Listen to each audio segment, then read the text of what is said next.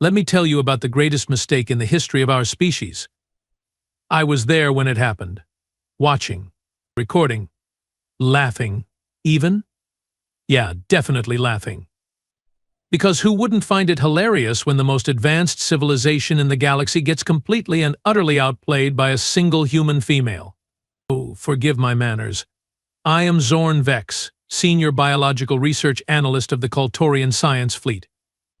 Well, former analyst. My current job title is more along the lines of High Priest of the Temple of Aurora. But we will get to that part. It all started 3 solar cycles ago on research vessel Nexus Prime. Our mission? Find ways to enhance our warriors before the Dravix Armada reached our home systems. The Dravix, nasty creatures with exoskeletons that could withstand plasma fire and claws that cut through tritanium like it was paper. We needed an edge, and we needed it fast. Another failed test subject, Commander Trill announced, tossing a datapad onto the conference table. That makes 14 in a row. The enhancement serum works perfectly on tissue samples but kills any living Kaltorian within hours. I remember how his facial tentacles curled in frustration. Commander Trill was not accustomed to failure. None of us were. Perhaps, Dr. Pax suggested, her voice perpetually calm despite the circumstances, we need to consider alternative test subjects. What do you propose? Asked Trill. Humans, she said simply. The room erupted in a chorus of disbelieving laughter. Humans. Those peculiar bipeds from that unremarkable blue planet. The ones who still fought with projectile weapons and combustion engines? The ones who spent half their short lives unconscious? You cannot be serious, Admiral Kren scoffed, his scales flushing purple with amusement. Humans are fragile creatures. If the serum kills our kind, it would obliterate their primitive biology. Dr. Pax remained unfazed. Actually, preliminary analysis suggests otherwise. Human biology is remarkably adaptable. Their cells demonstrate unusual regenerative properties and stress responses that ours do not. You believe a human could survive the serum? Trill asked, suddenly intrigued. I believe a human might not just survive it. They might thrive with it. Well, that got everyone's attention. Procure a specimen, Admiral Kren ordered after a moment's consideration. 1 healthy adult human. Make sure it's from a remote area. We don't need their primitive authorities investigating a disappearance. And that, my friends, is how Aurora Reeves came to be aboard our ship. A hiking enthusiast from some place called Montana, whatever that is, 28 Earth years old. Physically fit, no family waiting for her return. The perfect test subject. I was assigned to be her handler. Lucky me. You are going to experiment on me, she said the moment she regained consciousness in the holding cell. Not a question, a statement. Your observational skills are impressive for a human, I replied, checking her vital signs on my monitor. All normal, despite the recent teleportation and sedation. And you are a sarcastic alien, squid face. Fantastic. This day just keeps getting better. Aurora crossed her arms, her expression unreadable to my Kaltorian sensibilities at the time. Now I recognize it was a mixture of fear and defiance, mostly defiance. I am a Kaltorian, and I suggest you show some respect if you wish to be treated well during your stay with us. My stay? Is that what we are calling abduction and non-consensual medical experimentation now? A stay. She laughed, a sharp sound that made my skin ripple uncomfortably. Let me guess. You need a test subject for something that keeps killing your own people. I dropped the scanner I was holding. How could you possibly know that? Aurora shrugged. It's always the same in the movies. Take me to your leader or whoever's in charge. If I'm going to be poked and prodded, I want to know what I'm in for. That was my first clue that we had made a terrible mistake. But like the arrogant fools we were, we ignored it. Admiral Kren agreed to meet her, probably out of curiosity more than anything else. I escorted Aurora to the command deck, where she looked around with far less awe than we expected. More like she was evaluating an opponent's territory. Human, Kren addressed her, not bothering to rise from his command chair. You have been selected for a great honor, to contribute to Kaltorian scientific advancement. Aha, Aurora nodded, clearly unimpressed. And what exactly am I contributing?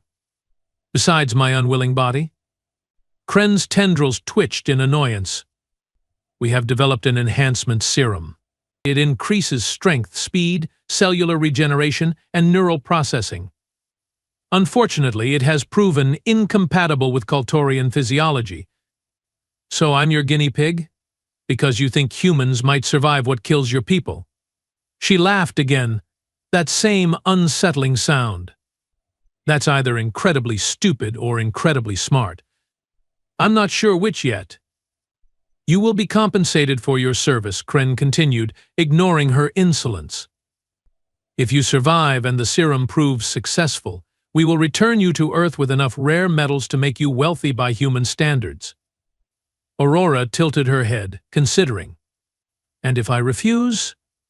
That is not an option. Yeah, I figured. She sighed, then straightened her shoulders. Fine, let's do this. But I want one thing first. You are in no position to make demands, Kren growled. It's not a demand. It's a request. I want a recording device. I want to document everything that happens to me. For science, right? Don't you want as much data as possible? Kren and I exchanged glances. It was a reasonable request and potentially useful. Granted, Kren decided. Zorn will provide you with a standard neural recorder. Aurora smiled then, and for the first time I felt a chill run down my spine. Like she had somehow gained the upper hand despite being our prisoner. The next day, preparations for the procedure began. Dr. Pax briefed Aurora on what to expect, which wasn't much since we had no idea how a human would react to the serum. The enhancement affects different biological systems in stages, Dr. Pax explained. First, physical attributes like strength and reflexes, then cellular regeneration, and finally neural capacity. In Kaltorians, the neural enhancement stage triggers a fatal cascade failure. But you think my brain might handle it? Aurora asked. Your neural architecture is significantly different from ours. More primitive in many ways, but also more plastic, more adaptable. Gee, thanks for the compliment. Aurora rolled her eyes, a human gesture I have since become very familiar with. When do we start? Now, if you are prepared. Aurora took a deep breath. Hit me with your best shot, Doc. The injection process took 12 Earth minutes.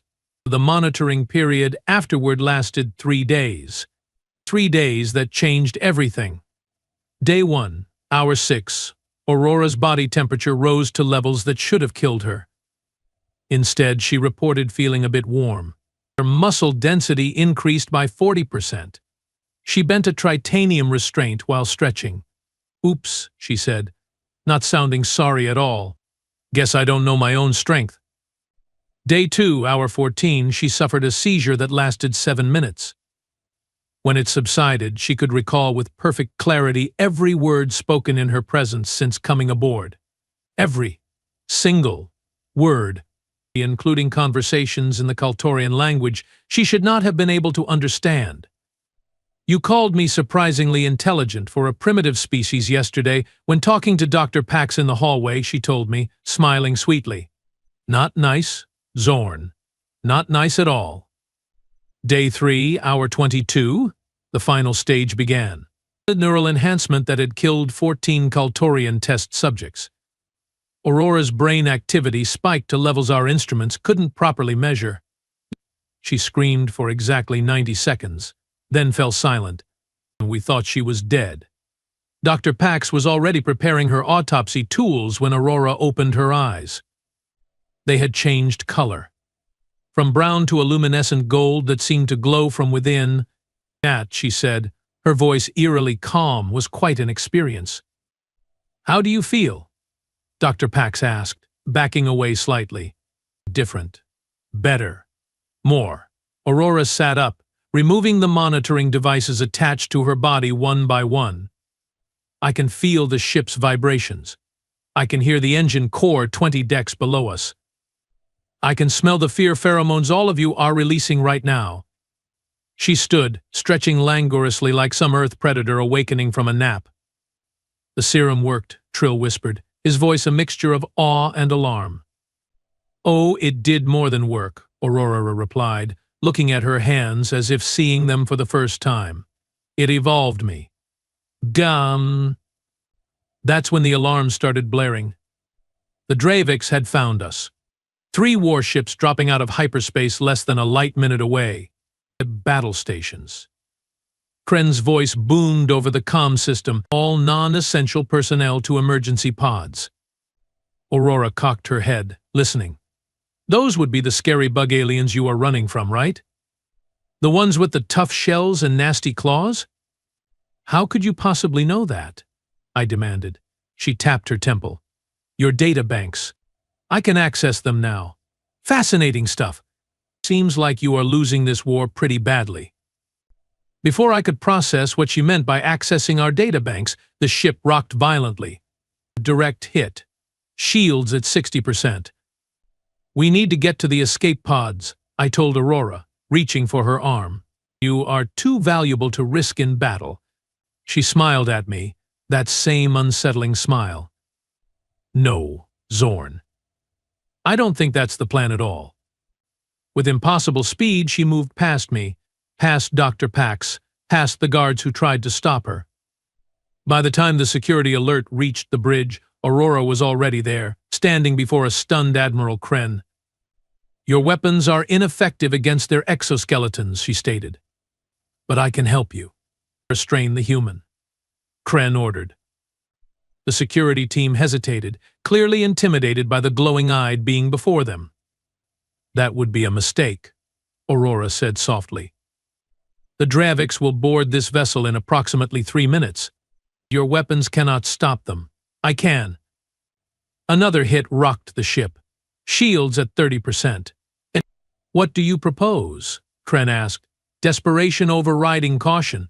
Give me access to an airlock near their expected boarding point. Then watch. I don't know why Kren agreed.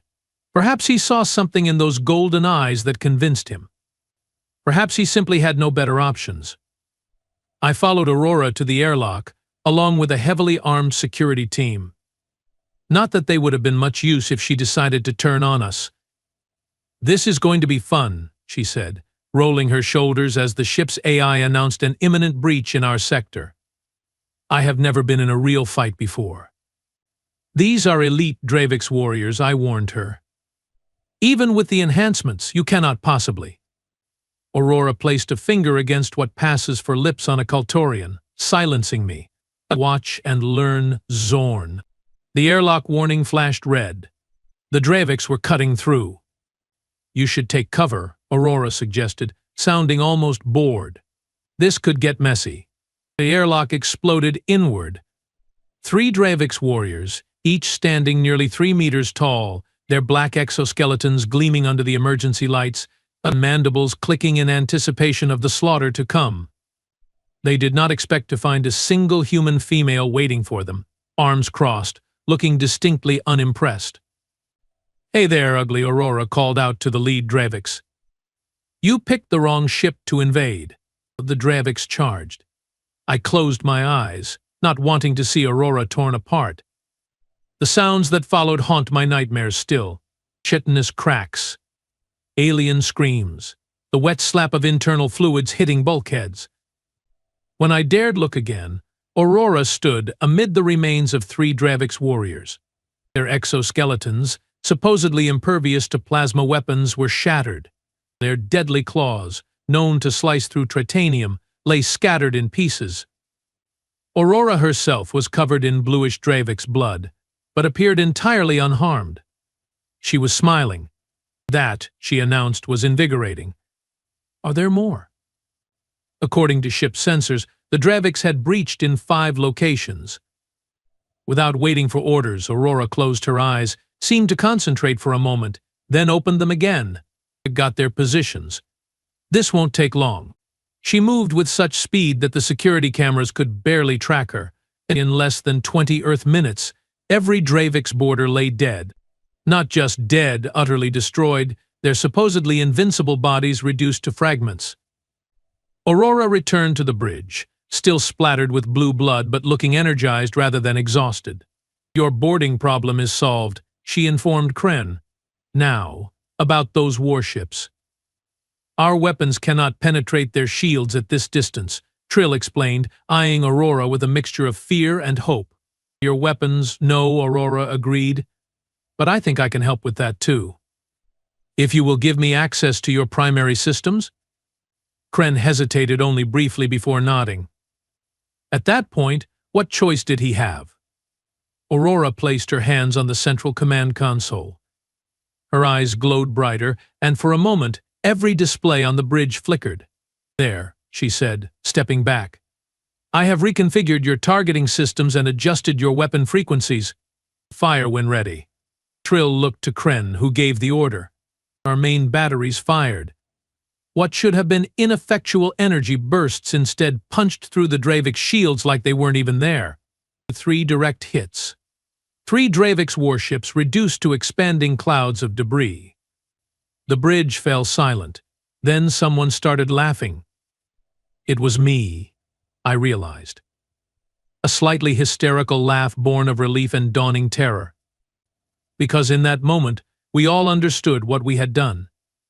We had created something beyond our understanding, something that could access our secure systems with a thought, something that could destroy our most feared enemy with ease.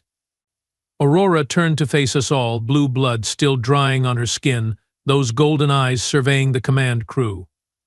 "So," she said cheerfully, "about that compensation we discussed?" Looking back, I realize how naive we were. We thought Aurora's victory against the Dravik's marked the end of something. In reality, it was just the beginning. "The terms of my compensation have changed," Aurora announced to the assembled Kultorian High Command 2 days after the battle. We'd convened in the Grand Strategy Room aboard our flagship, the Eternal Dominion. Every important official in our fleet had gathered to meet the miracle human who had single-handedly turned the tide of war. Admiral Kren bristled at her declaration. We had an agreement. Rare metals. Wealth by Earth standards. Aurora laughed. That sound still made my skin crawl. That was before I realized what I'm truly worth to you, before I understood what I have become. "And what exactly have you become?" asked General Vox, the highest-ranking military officer in our civilization. He'd traveled 3 star systems in record time just to meet Aurora. She smiled, those golden eyes flashing. "I'm not entirely sure yet, but I'm definitely not just human anymore. The tests confirmed it. Aurora's cellular structure continued to change, to evolve. Her strength had increased tenfold since the initial enhancement. Her neural capacity expanded beyond our ability to measure. She could interface with our technology through touch alone. And strangest of all, she seemed to be developing what some might call precognition.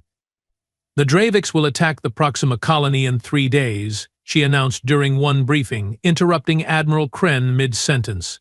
"Impossible," Kren scoffed. "Our intelligence suggests they are regrouping in the Taurus sector." Aurora shrugged. "Check the long-range quantum scanners. Focus on the anomalies in subspace sector 19A. You will find them preparing for a jump." She was right, of course. The scan revealed a Dravik's battle fleet exactly where she said it would be. We barely evacuated the colony in time. "How did you know?" I asked her privately afterward. Aurora tapped her temple. "I can see probabilities now. Patterns in events. Ripples in causality. It's hard to explain to someone with a linear perception of reality." "Are you saying you can see the future?" "Not exactly. More like I can calculate it with extreme accuracy." She tilted her head, studying me. "You are afraid of me, aren't you, Zorn?" I didn't deny it. What would have been the point? Should I be? Her expression softened slightly. "That depends on what your people decide to do next." What we decided to do next was, in retrospect, monumentally stupid. The High Command saw Aurora as the ultimate weapon against the Dravik's. They wanted to understand how the serum had worked on her, to replicate the process with other humans if possible. "We need to run more tests," Dr. Pax informed Aurora. "Tissue samples, neural scans, genetic sequencing." "No," Aurora replied simply. "This isn't a request," Admiral Kren intervened. "While we appreciate your assistance, you remain under Kaltorian authority." Aurora smiled, that unsettling smile again. "Do I? Let's test that theory." What followed was embarrassing, to say the least. Every security measure we implemented failed spectacularly. The containment fields couldn't hold her. Sedatives had no effect. Armed guards found themselves disarmed and unconscious before they could even raise their weapons. After the fourth failed attempt to restrain her, Aurora addressed the entire command staff via the ship's communication system. "I have been patient," her voice echoed through every corridor and chamber. "I have helped you fight your enemies. I have shared knowledge and insights beyond your current scientific understanding. And how do you repay me? With betrayal, with attempts to cage me like an animal." The lights throughout the ship flickered ominously. "So here's what happens next," she continued. "You recognize my autonomy, or I leave. And trust me, you don't want me to leave angry." The Kaltorian High Command convened an emergency session. I was there primarily as the person with the most direct experience interacting with Aurora. "We cannot allow a being of such power to dictate terms," General Vox insisted. "It sets a dangerous precedent." "With respect, General," I countered, "I'm not sure we have much choice. We have seen what she can do, and I suspect we have only scratched the surface of her capabilities." "Are you suggesting we simply capitulate?" Admiral Kren demanded. "I'm suggesting we negotiate in good faith. Aurora hasn't harmed anyone who hasn't directly threatened her. She's helped us against the Draviks. Perhaps instead of trying to control her, we should consider her a potential ally." The debate raged for hours. In the end, pragmatism won out over pride. We needed Aurora more than she needed us. A formal agreement was drafted. Aurora would retain her freedom and autonomy. In exchange, she would continue to assist in the war against the Draviks. No further attempts would be made to study her without her explicit consent. When I presented the terms to her, Aurora seemed amused. "You know, for an advanced alien civilization, you people can be remarkably dense," she said, signing the agreement with a flourish. "But I appreciate the effort, Zorn. You are learning." The following weeks changed everything. With Aurora's help, we began winning battles against the Draviks for the first time in decades. Her tactical insights proved invaluable. Her ability to reconfigure our weapons systems made our fleet twice as effective. And on the rare occasions when she joined ground forces in person, the Draviks didn't stand a chance. Word spread throughout Kaltorian space. Stories of the golden-eyed human who could tear apart Draviks warriors with her bare hands, who could predict enemy movements before they happened, and who seemed to know everything about everything. The first offerings appeared outside her quarters 3 months after the serum injection, small gifts left by crew members, rare foods, precious materials, handcrafted trinkets. "What's happening?" Aurora asked me, gesturing to the growing pile of items. "I believe," I said carefully, "that people are expressing gratitude." "It feels more like worship," she observed, picking up a small statue carved in her likeness. I couldn't disagree. The line between reverence and religion has always been thin among my people. Kaltorians evolved as a hierarchical species, predisposed to follow those who demonstrated exceptional abilities. Throughout our history, individuals of remarkable talent often became the centers of cult-like devotion, and none had been as remarkable as Aurora. "Does it bother you?" I asked. She considered the question seriously. "I'm not sure. It's flattering, I guess. But also weird. I'm still just me? Just enhanced. But she wasn't just anything anymore." The changes continued. 6 months after the injection, Aurora began to exhibit what could only be described as matter manipulation. Small objects would float in her presence when she was deep in thought. Temperature fluctuations occurred when her emotions ran high. "I think I'm still evolving," she confided in me one evening. We developed an unusual friendship over time. Perhaps because I'd been honest about my fear of her from the beginning. The serum didn't just enhance what was already there. It's opening new pathways, new possibilities. "Are there limits," I asked, "to what you might become?" Aurora gazed out the viewport at the stars beyond. "I honestly don't know, Zorn, and that scares me sometimes. It should have scared us all more than it did." But by then, half the fleet had already begun to view her as something beyond mortal concerns. The offerings grew more elaborate. Formal rituals developed spontaneously among the crew. Prayers whispered before battle invoking Aurora's name. The High Command observed these developments with increasing alarm. A weapon they could control was one thing. A living goddess with her own devoted followers was quite another.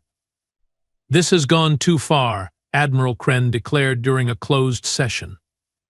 "The human has become a destabilizing influence. People are starting to follow her commands over official orders." "What do you propose?" General Vox asked. "We have already established we cannot contain her by force." "Not by conventional means," Kren agreed. "But our scientists have developed a quantum isolation field that might work. One that exists partially outside normal space-time." I couldn't believe what I was hearing. "You want to imprison her? After everything she's done for us? After your signed agreement?" "This isn't about ingratitude," Kren snapped. "It's about the security of our civilization. No single being should wield such power." I should have warned her. That would have been the honorable thing to do. But like most Kaltorians, honor took a back seat to survival and hierarchy. So I said nothing as the trap was prepared. The plan was simple. Lure Aurora to the quantum physics lab under the pretense of studying an unusual Dravix artifact. Activate the isolation field before she could react. Contain the threat. Simple. Elegant. Catastrophically stupid. I was there when it happened. When the field activated with a high-pitched whine and a shimmer of distorted space. When Aurora looked around, momentarily confused, then understanding dawned in those golden eyes. "Really?" she said, her voice terrifyingly calm. "After everything? This is your choice?" Admiral Kren stepped forward, flanked by armed guards. "You have become too powerful, too influential. This is a necessary precaution." Aurora closed her eyes. For a moment, nothing happened. Then she smiled. "Necessary for whom?" she asked, opening her eyes. They glowed brighter than I'd ever seen, like twin suns burning in her face. The isolation field began to warp, to fold in on itself like paper in an invisible hand. "That's not possible," Dr. Pax whispered beside me. "The field exists partially outside conventional physics. She shouldn't be able to affect it." But she was. Aurora raised a hand, and reality itself seemed to bend around her fingers. The field collapsed with a thunderous crack that shook the entire ship. "I gave you a chance," Aurora said, floating several centimeters above the floor now. "I helped you, fought for you. And this is how you repay loyalty?" Every piece of technology in the lab began to malfunction simultaneously. Screens cracked. Power fluctuated. The very air seemed to vibrate with potential energy. "Please," I heard myself say, stepping forward despite my terror. "Aurora, they were wrong to do this." But not everyone agreed. Not everyone wanted this.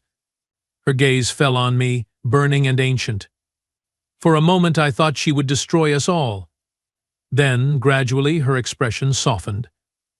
"I know, Zorn. I have always known who my true friends are." She lowered herself to the floor, the golden light in her eyes dimming slightly. "But things cannot continue as they have been. What followed was a revolution, I suppose. Though not the violent kind you might expect." Aurora simply spoke.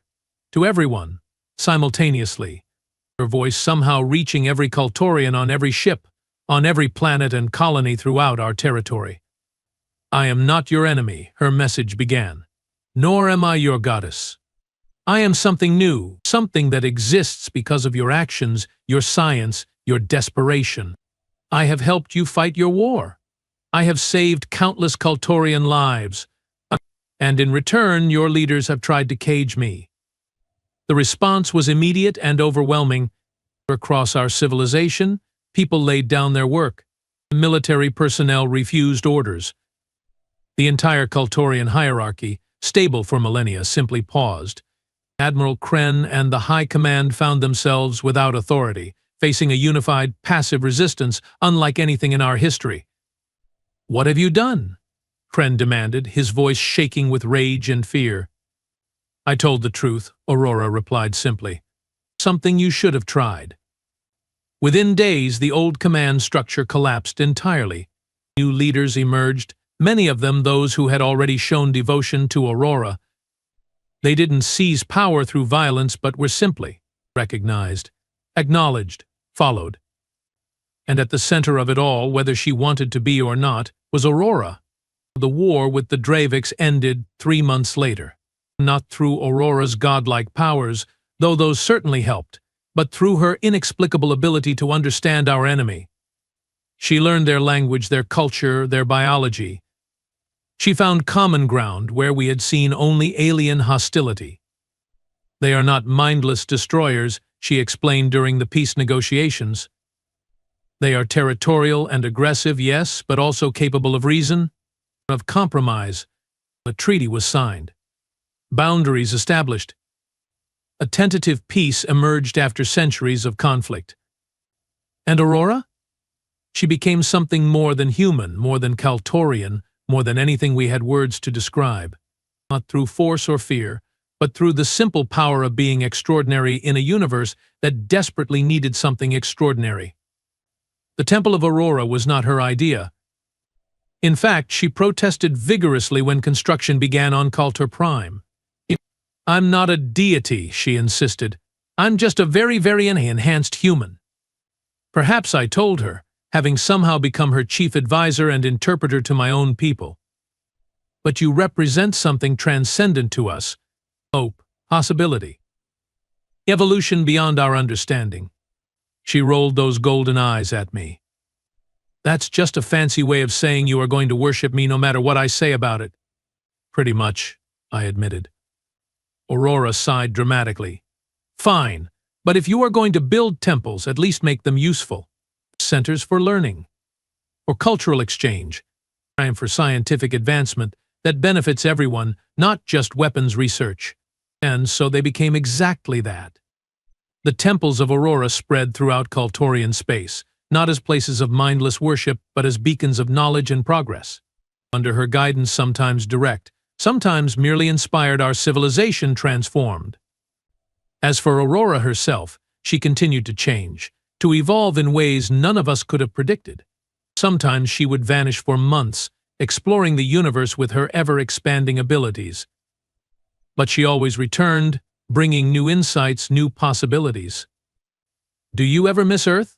I asked her once, many years later. We stood on the observation deck of the newly commissioned exploration vessel Aurora's Dawn. Below us, the blue-green marble of her home planet turned serenely. "Sometimes," she admitted. "But I couldn't go back permanently, not as what I have become."